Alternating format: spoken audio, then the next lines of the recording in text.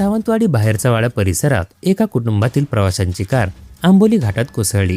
चालकाचा ताबा सुटल्यामुळे ही कार थेट रस्त्याच्या कडेला असलेल्या धबधब्याच्या दरीत कोसळली। या भीषण अपघातात कारचे मोठे नुकसान झाले असून सुदैवाने कारमधील तिघांना केवळ किरकोळ दुखापत झाली आहे।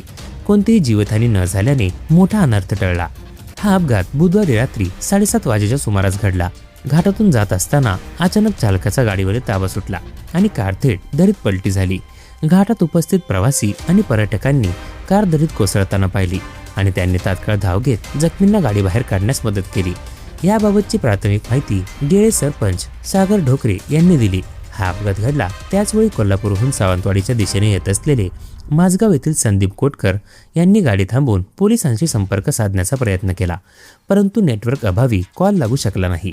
त्यानंतर त्यांनी सावंतवाडी पोलीस निरीक्षक अमोल चव्हाण यांच्याशी संपर्क साधला, मात्र ते शासकीय कामासाठी मुंबई येथे असल्याचे समजले। वेळ न दवडता संदीप कोटकर यांनी स्वतः आंबोली पोलीस चेकपोस्ट गाठले आणि तेथील पोलिसांना घटनेची सविस्तर माहिती दिली। माहिती मिळताच आंबोली पोलीस चेकपोस्टवरील पोलीस कर्मचारी रामदास जाधव व सहकाऱ्यांनी तातडीने घटनास्थळी धाव घेतली।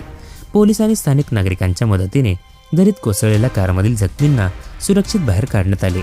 यामध्ये एका युवतीलाही किरकोळ दुखापत झाली असून या सर्व जखमींना तातडीने जवळच्या रुग्णालयात उपचारासाठी दाखल करण्यात आले आहे। या अपघातात कारचा मात्र चक्काचूर झाला। घटनास्थळी पोलिसांचे मदत कार्य आणि पुढील तपास सुरू आहे।